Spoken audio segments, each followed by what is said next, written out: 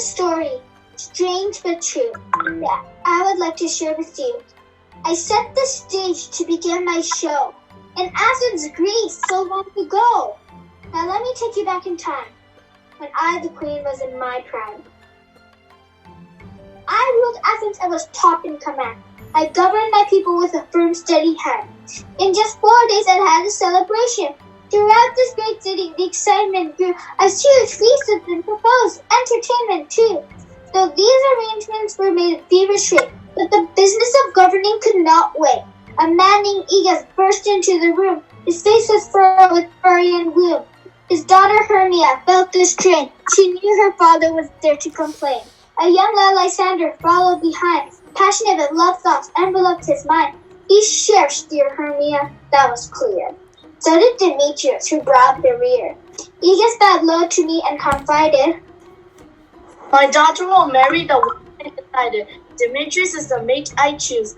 Yet to this poor man who snubs her nose, she wants to be Lysander's wife. I won't allow it, not on your life. I tell you, Demetrius, this is the last straw. I come to beg the power of the law. She must do as I say and listen to me, or prepare to die. That is the decree. I rose from my lofty throne. Your behavior, young lady, I cannot condone. You're making your father very irate. On this matter, there shall be no debate. Father chooses husband, that's the rule. So marry Demetrius, don't be a fool. Poor Helena pleaded in tragic despair. She thought this rule completely unfair. I despise Demetrius. She said with candor, I'm devoted to handsome Lysander. This love of mine could not be swayed. To marry another would be a charade. I was offended. I said there's no choice. You'll forfeit your life or come and spend the rest of your days. You must decide soon, there shall be no delays. This law I defy. I'll become a nun. I'll even die. The atmosphere was very tense when Lysander spoke out in his own defense. I am as rich as Demetrius, and as well born. Hermia's love for me you must not scorn. And furthermore, I wish to say, Demetrius loved Helena until yesterday. He courted the lady and won her soul. I tell you, Demetrius has no self-control. I interrupted. I've heard this talk. I'll speak with him on it, but you better take stock. The law of Athens cannot be denied. By my celebration day, you'll have to decide. I and my group quickly departed. Hermia was desolate and broken-hearted. Don't cry, said Lysander. Your tears I will soothe. For the course of true love never did run smooth. And unto mine 7 weeks away, we could go to her place without delay. She has no children, not even one. She loves me as though I were her son. There we shall marry and end this sorrow. Run away with me at twilight tomorrow. Hermia, whose face was tear-stained and pale, glowed with a new hope. I will not fail. Lysander, I vow by Cupid's bow. Tomorrow night I'll be ready to go. We'll meet in the forest. He said without fear. And into the darkness we'll disappear. Together, my dear, we shall both flee, and at your aunt's home I'll marry thee. My sweet Lysander, I'll no longer grieve. Then he kissed her hand and turned to leave. They hadn't taken a single pace. He too were greeted by a familiar face. It was Helena, Hermia's best friend. It looked like she was at her wit's end. Hermia, she sighed. Demetrius is my life. If he dotes on you, I'll never be his wife. Oh, teach me, Hermia. Tell me what to do. Only I were as beautiful as you. Hermia replied, Dear Helena, don't cry. I guarantee you I did not end it. That I did coldly, yet he loves me still. And Demetrius loves Hermia, she cried in despair. This is far more than I can bear. How can I get him to love me instead? Then Lysander spoke out. He was gracious and kind. I'll tell you, dear friend, what's on our mind. We're going away tomorrow night. It's the only way to solve it right. With that, the two left as content could be. Then a brilliant idea crept into her head. I know. I'll tell Demetrius of their scheme. He'll thank me for sure. Then I'll be supreme. She ran out, her heart on fire. Find Demetrius, her life desire. Now all this time not far away, 6 jolly men were practicing a play. Nick Bottom was there, and so was I. Francis afloat in snug added to the den. Then Peter Quince cried, "We better begin. A play is requested for these enhances right. We haven't much time."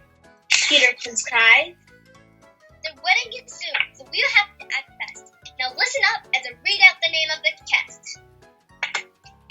Nick Bottom, the weaver. Your role is to be Pyramus, a lover. As you will soon see, a lover most gallant killed himself for love." Nick was ecstatic. The role fit like a glove. "A lover!" he cried. "It's such a great part. I'll give all the ladies a great part. I'll have them all in showers of tears. They will remember my acting for many years. My Pyramus will be hard to resist. But proceed, dear Quince. Go on with your list." "Francis Flute, you'll take this peaceful. I want you to give your heart and your soul." Flute was excited. His eyes sparkled bright. "What is this be? A wandering knight?" "Oh no!" Quince replied. "Thisbe is a she, and madly in love with Pyramus, you'll see." "I'll not play a woman." Francis Flute sneered. "Maybe seems start a beard." "Let me be Thisbe!" Bottom shouted with joy. "I'll be the girl as well as a boy. I can speak like a lady, I'm as sweet as a dove." "Oh, Pyramus!" he chirped. "You are my love." "No way!" Quince shouted. "You'll be the guy. I'm the director, and you must comply." Then Quince turned to Snug. "In our tale book, you'll be the lion in our show." "I'll need the script now." Snug said with concern. "It'll take me quite a while to learn. From slow study, I'm pure." "Don't worry," cried Quince. "all you do is roar." Nick Bottom jumped up and down with glee. "That fearsome beast I could be. I'd growl so loud they'd never complain. They'd beg me to do it again and again." Roar! He thundered. Then his tone became smug. "I told you I'm much better than Snug." "You scare the ladies," Snug said. "and that's wrong." "Then I'll roar as soft as a nightingale song." Roar. Bottom started to squeak. "I know the women will love my technique." "You're Pyramus!" Quince cried. "That ends the debate. Any more of this talk I'll not tolerate. We'll meet in the woods tomorrow night and rehearse a play by the moon's silver light." The hours dragged to the following eve. The 4 desperate lovers prepared to leave. Lysander and Hermia met as planned. They trudged through the forest, hand clutched in hand. Demetrius followed the couple's route. Helena chased in hot pursuit. They all moved through the woods in noon, but these mortals were not alone. And if they looked closely and listened with care, they'd heard the rustling in the bushes out there. Perhaps they had seen the shimmer of wings and many other magical things. For in the dark woods, as humans took flight, the fairies held revels far into the night. Oberon was king of this fairy land. Little sprite jumped to his every command. But for fairies, life's not always serene. Oberon had called with Titania his queen. "I met by the moonlight, proud Titania," he said. The queen paused as her fairies fled. Why are you here? She cried in disdain. All you do is argue and complain. Since it's autumn and summer, we've had this some fun. It's all for nature in an angry mood. "Then change it," cried. "You have to cure your stubbornness. I will not endure. Fill your Oberon's heart with joy. I do but beg your servant for. Come now, Titania, it's my only request. You will be my helper, and we will end this unrest." Titania's anger was her cue. It's not that teacher entered the spirit who did not seem to comprehend. This boy is the son of a very dear friend. She was in my service. Titania said with a sigh.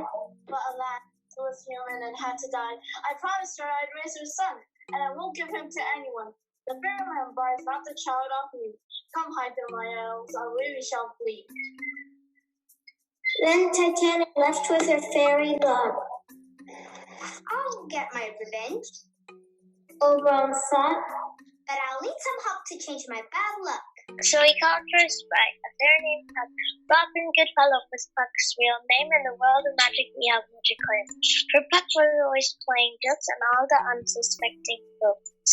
But this was not time for a plea, as the fairy king began his plea. I needed to find an unusual flower. I'm in frantic need of its magical power. It's called love, and I don't know my little fright. It's purple in color, thought it used to be white. With sleeping eyes are streaked with juice. A powerful love potion is set loose. Oberon snickered. I'll repay my queen. I'll observe her sleep in forest green. Then dropped in her her eyes. When Titania awakens, she will have surprise. The next thing she sees will fall wolf of her. She will suddenly feel a love most rare. I will not cancel this magic spell till she gives me the boy. Then all will be well. This flower I'll find. I could do it so fast it'll boggle your mind. I'll search everywhere and try hard to please. Then Puck fluttered off into the breeze. As Oberon reveled his spiteful scheme, Demetrius erupted like a raging cyclone. Get out of my life. Leave me alone. I told you before, you make me ill. I love Hermia, and I always will. By now, poor Helena was completely distraught. You've changed his mind. She desperately thought. Demetrius stomped off. It's Hermia I must find. Helena sobbed and ran along behind. now Oberon was touched by Helena's flight, so he made a second promise that night. This shameful conduct just won't do. I'll use this flower on this lad too. When the young man awakens, he will see Helena's face, and it will be her he will want to embrace. Then the fairy king searched the skies for his sprite. When Puck returns, we will make everything right. Meanwhile, Puck continued his probe as he looked like a blurb as he circled the globe. Finally, in a distant place, he found the flower to end the chase. It smelled like sweet honey and had a soft touch. He cradled it so gently it was treasured so much. Homeward bound, he flew through the night, soaring at the speed of light. What a wonder! Oberon cried. Well done! We'll do our tricks one by one. I know that where the wild thyme blows, where the ox lives and the nodding while it grows. There sleeps Titania, some time of the night, lulled in the flowers with dances and delight. I'll meet Titania for our rendezvous view. This juice will make my dreams come true. And you, my comrade, must find out who's gone stark raving mad. The lady he scorns follows close behind. You must give this Demetrius a change of mind. Take some of this juice and anoint his eyes, but make sure Helena's the first one he spies. You'll know the lad by his attending clothes. Come back before the rooster crows. Fear not, Puck replied. I'll do as you ask. Then Puck fluttered off to complete the task. Puck was soon to commit a blunder. He'd mix up a couple, and that was no wonder. Hermia and Lysander still wandered around. The home of his aunt was nowhere to be found. The gentle Hermia was most distressed. Beloved, I'm faint. I need to rest. Lysander, find you on a bed. For calm this bank shall rest my head. It would be wrong if together we'd stay. So Lysander lay down a short distance away. Above the forest, eager Puck flew until this twosome came into view. There is the youth that Oberon chose, for he is wearing the just right clothes. And here is the maiden seeking sound on the dank and dirty ground. They lie apart, another good sign. His romantic intentions I will resign. His powerful passions I will induce. Then Puck poured the charmed juice. Along came Helena, gasping for air. Her heart was heavy and full of despair. Out of breath in this fond chase, the more my prayer, the lesser is my grace. She saw Lysander lying in a heap and rushed to him. Is he dead or asleep? Lysander, if you live, good sir, awake! And run through fire for thy sweet sake, replied Lysander as he leapt to his feet, embracing Helena. You are my sweet. You've got to be kidding me. Helena cried. I know it's Hermia you want for your bride. Not a chance, said Lysander. It's you I love. Who would not compare a raven to a dove? Give me a break. Helena scoffed in dismay. Then she stomped off in great disdain. Lysander followed in a loving refrain. But what about Hermia, still sound asleep, lying on the grass with the curled up heap? She soon awake from a dreadful nightmare. She couldn't find Lysander anywhere. Lysander, my love, what has occurred? Out of hearing, no sound, no word? Alack, where are you? Speak if you can. Then into the night she ran after her man. As Hermia woke from her slumber deep, Titania the fairy queen wanted to sleep. She called to her fairies who were playing nearby. I need you to sing me a lullaby. Peas, blossom, and moss were the first to begin. Then cobweb and mustard seed joined right in. They circled Titania, who'd made not a peep, for she had fallen fast asleep. Oberon peered from behind the trees, and then crept towards her on bended knees. Let those seas when told us not, therefore tie to love take, be it lynx or cat or bear, or leopard with bristles hair. When toe wax it is tied there, wake when some wild thing is near. As chance would have it, quite near where she lay, the 6 merry men were practicing the play. Not one of them noticed Puck appear, for he was invisible and had nothing to fear. Puck fluttered down from the air and hid behind the director's chair. Then Bottom stood up to practice his cue. He wanted to be ready for his debut. As he left the stage, Puck followed behind, a cunning thought brewing into his mind. I'll work this magic on this man too. I've the perfect idea what to do. What follows next was hard to conceive. His friends saw sight they could not believe. When Bottom returned, he had a new head, no longer as a man's but a donkey's instead. They all trembled with fear and stared at his face. Oh, monsters! Oh, strange! Let us fly this place! The scene that followed was complete disarray. They howled in terror and all ran away. Nick Bottom looked puzzled. Why did they flee? This would make an ass of me. Here, I'll not sing out loud and clear. Titania was sleeping in her flowery bed. Then Bottom appeared, his arms outspread. Was his ludicrous tune. Her eyes flew open. She wanted to swoon. My ears touch the northeast strip, maybe just mortal. So sing again. I am enchanted by your lovely notes. Come, fairy servants, bring him some oats. She wrapped sweet roses in his hair. You're beautiful, beyond compare. Stay with me forever, I propose. And then she kissed his soft, wet nose. Puck was delighted with the success of his plan, then left Nick Bottom part burrow, part man. Back to his master he flew in a dash, intent to deliver the latest news flash. Oberon was eager to hear of the trick. How did it go, Puck? Who did she pick? Wait till I tell you, Puck said with a pride. I know you'll be satisfied. He's in love with the monster, was Puck's report. a donkey. she cried. To make a long story short, Oberon chuckled. What a surprise! This falls out better than I could divide. Footsteps approaching their spot. Hermia looking quite distraught. Demetrius followed in his own free will. I won't give you up. I love you still. Demetrius, He cried. you're such a creep. Did you kill Lysander while he was asleep? I tell you I'm innocent. Demetrius said.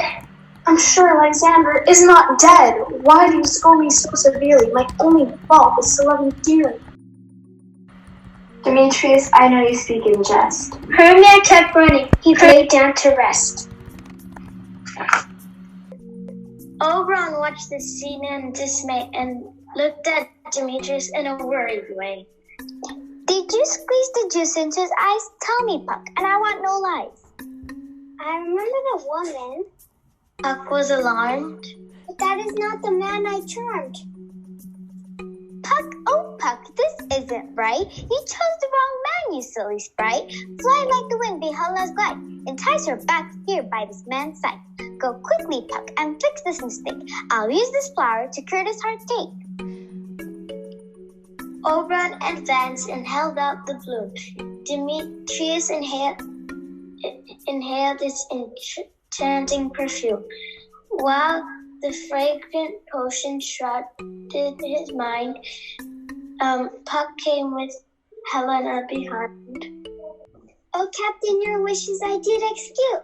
The Lysander is in swift pursuit. Oh, stand aside. Oberon shouted.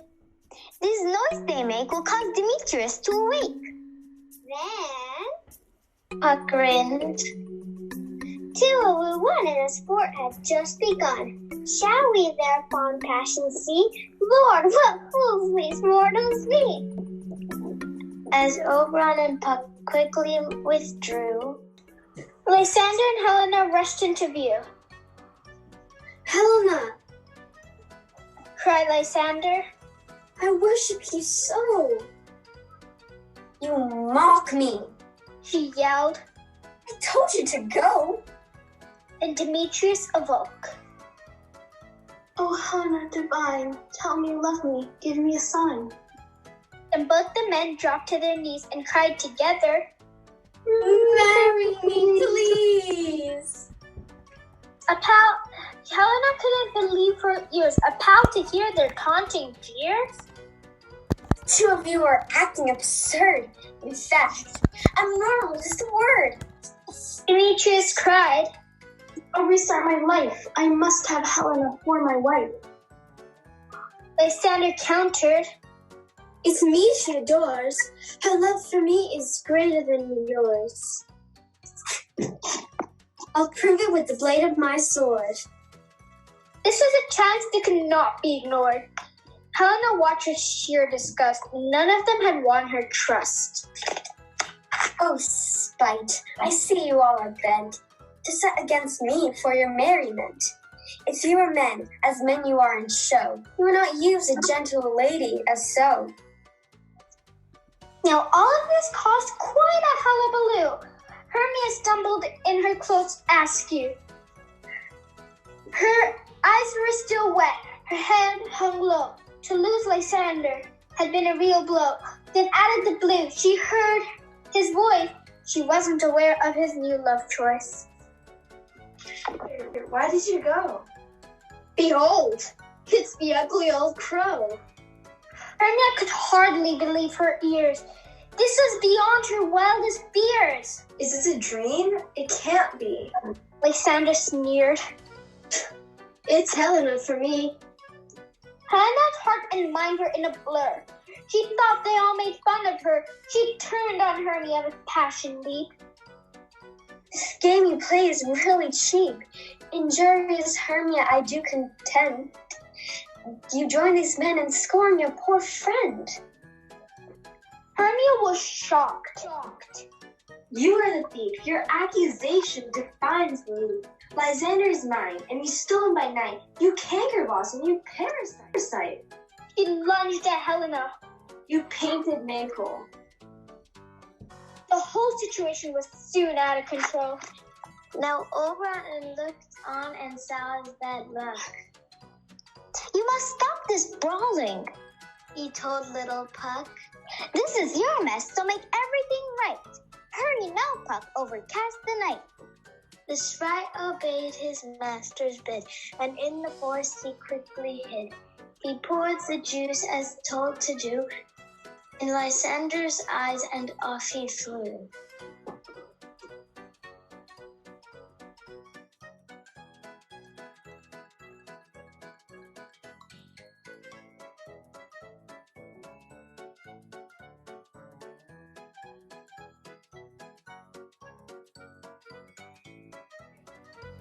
There the four slept, the earth was their bed. Then in came Titania, caressing Nick's head. Nick brayed with pleasure in his praise, and his heart beat at a rapid pace. The king of shadows watched from afar. This was indeed a sight bizarre. His lady wrapped in a donkey's arms, completely entranced by the creature's charms. Oberon knew he'd done his queen wrong, and his silly behavior he won't prolong. So he crept closer to Titania unseen and removed the spell from the eye of her eyes flew open as if on cue. Then and there sat Oberon in her view. Oh my God, they just had a mass, and one night I dreamt I loved their mass. There he lies sleeping, Oberon said. a wreath of flowers around his head. Titania was shocked. I love his face. How could I worship a magnificent face? Oberon suggested. To the Duke's silver feet, He whispered to Puck. get this clod on his feet, return the man's head, send him back to his king, make him think it's all a dream. With a hint of a smile and a twinkle in his eye, Puck changed the donkey back into a guy. Big Bottom stood up, his vision seemed blurred. He wondered aloud what had occurred. I had a dream, most rare, so strange that it's hard to share. I'll have Peter Quince write a song, and I'll sing it out loud and strong. But now I think I should away to tell my friends to first play. The lovers were asleep, perfectly still, not making a peep.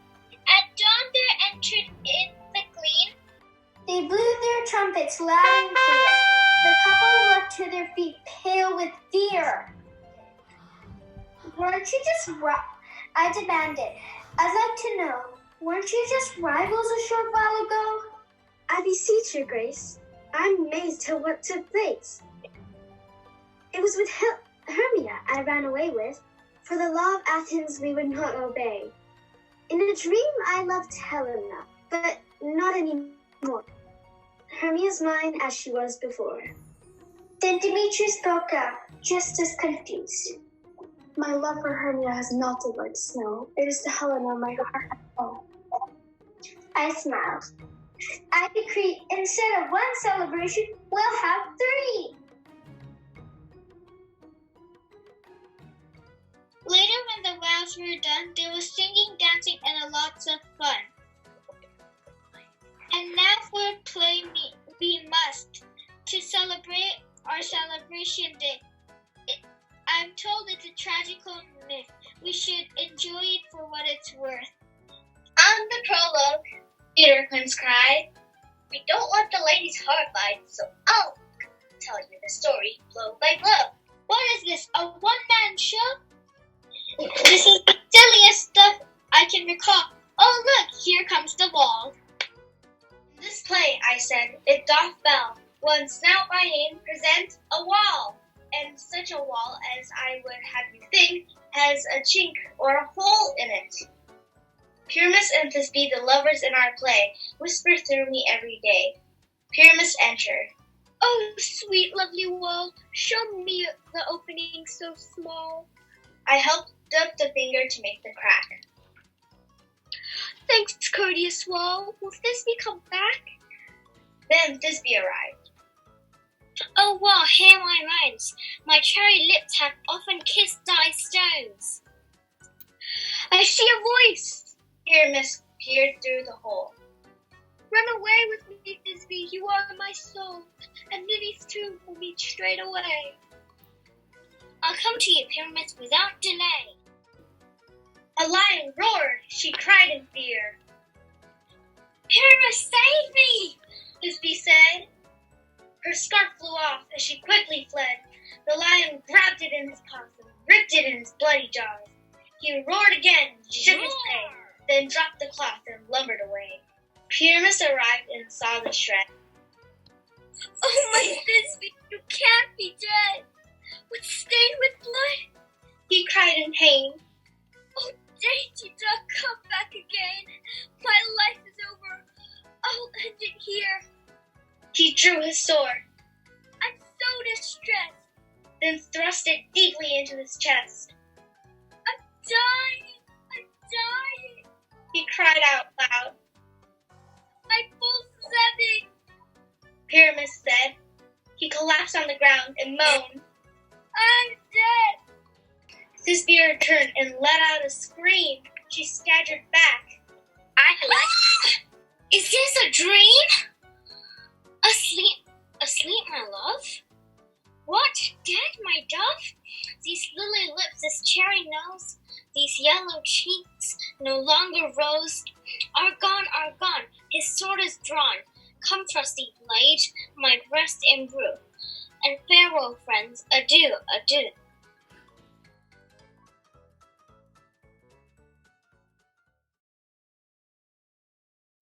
The stage was empty, the actors gone. The lights were out, the curtains drawn. Did we really see this play? Or was this magic in the night? Were these fancies what they seemed? Or was it a midsummer night victory?